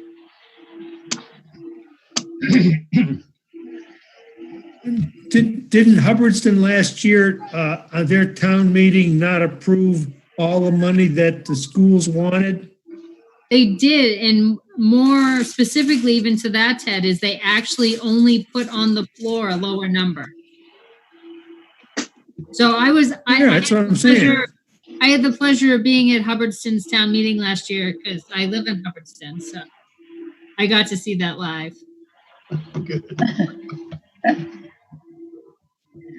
Well, do we want to say a public hearing for the June 25th? We can always cancel it if we don't. Yeah, we'll cancel it if we don't need it. If we can get the selectmen to say no town meeting, or if they schedule it, then Joshua can say he doesn't feel it's safe enough to have, and he schedules it every 30 days until we have it. So can I have a vote on that for the 25th? Everybody agree? Yes, I agree. Yeah, that'll be the public meeting, right, Claire? Yep, the public hearing. One that nobody shows up for. yeah, they don't show up anyways. They can zoom in now, Brian. But I know, but we'll zoom they in. might this year. You never know. And that'll be the Zoom meeting. So zoom on that one. So what's your feeling on the town meeting? Jen said she feels that we should just let it roll. Or have Joshua cancel it. Brian, what's your feeling? The thing is that biggest... Go ahead, Ted. Go ahead, Ted. Ted, go ahead. I mean, my feeling is the school system, after what Sheila said today, will just so horrendous to think about now, all right, and what it might cost. And I can't, you know, if you go to if you vote something that, like you were saying, Claire, if you go to the town meeting and you vote something and somebody does something and it gets voted wrong, you're sunk. At Yeah, least if they don't have a meeting, they can't do that. right.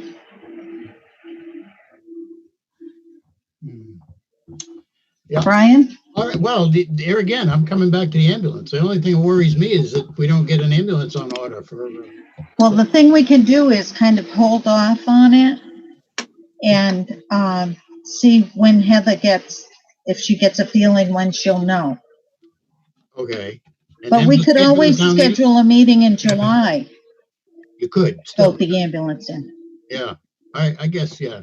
And then maybe we'd have the school number, you know. So, all right, so with that information, if we could have a meeting, we could have it in July, I guess I would recommend that we Yeah. not have one at all in June. What about you, Eric?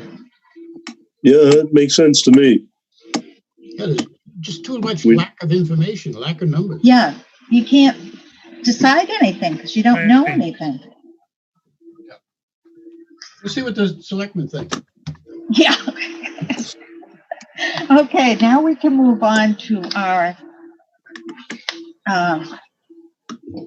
capital sheet. Because we already voted to replace the ambulance and to replace the cruiser. Is there anything else on there that you feel we might really need? I think you guys may want to just chat for a second. You'll know more about this than I do. Is it the Felton Field house roof? There's a roof that's on there for one of the small buildings. Yes, I want to fill you in on something, Heather. Yes, Jim ma'am. Baird, that you talked to, Yes. he is one of the directors of 4-H that Is want it the okay roof to fixed on my the radar? building. So that's a little conflict of interest. Fair enough. But Felton Field gets monies donated. Okay. And they know we don't have any money. Because I talked to Margot and told her she wasn't going to get a budget line item. So she okays with that. So if that money could come from somewhere else, that would be my preference. How does anybody else feel? This free cash has to be spent by June 30th? Heather, didn't they extend that? It must have. No, it doesn't have to be spent by June 30th. It can go into 21. Okay, I Okay. don't know how far in, but it can go in. okay. How much So- are they looking for? If we can hold it, until the town meeting Exactly. and not, I mean, right now, the only things that I've heard that are really urgent, according to the people that run the departments, are the ambulance and the police cruiser. yeah. So after that, I would What, reserve the money, I think, until we we see. haven't heard about that thing Ellen needs. What is it? That digital system that Ellen needs. She's we don't been know about wanting that. That was the one question I still had. Right. She's been wanting that for years, Ted, and she's coming in next week, Yeah, so we can ask her. so we can Yeah, maybe okay, talk so to we'll her talk then. about that next week. Yeah, Yeah, exactly. I would like to just find out about that one. Now, Bob said all of his he can push off, Right. the fire. And Jason with the Yeah, DPW, he wasn't pushing for to spend. no, because he said that to replace the Mack dump truck was on wish list. And he said the 10-wheel dump truck he could push out to next year. Now, they're department heads and they agreed. Right. So the non-issue as far as I can see. Yeah. Yeah, Now, the only other question was the parking lot repairs for Ruggles Lane, but if we don't have the money, We should And we don't know the school number. I wish we asked Sheila about that when she was on. Yeah. They got bigger problems in a parking lot in the school. Well, You're then right. there's combi oven. I was kind of laughing about that. Because they're not going to be serving meals in the cafeteria. Well, So why do they need it's like a microwave oven thing. They're doing cold bag lunches. It's be a big one.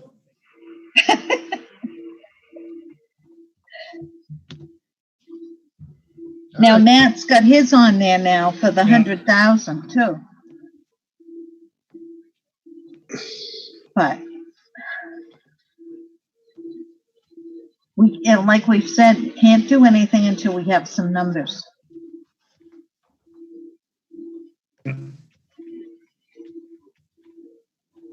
Yeah, that's the way I feel. me too. So we'll just have to let That that wasn't be hard, known. Claire. We'll have to let that be known on Monday. Yeah. So we have June 4th, the town clerk, and we've got June 11th open as a meeting, but we'll see. And We may just need a meeting, just us to talk about it on the 11th too. yeah, You know, and we all agree that to have the budget hearing on the 25th. Correct. So we've got 2 weeks, the 11th and the 18th, if we need to have anybody else in. yeah. Good. Or we can just talk about what. What happened to Zoom? Here we are.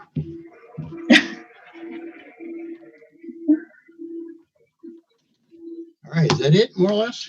I think so, unless somebody's got some yeah. other questions. I just want to be on record as saying Heather has done a great job.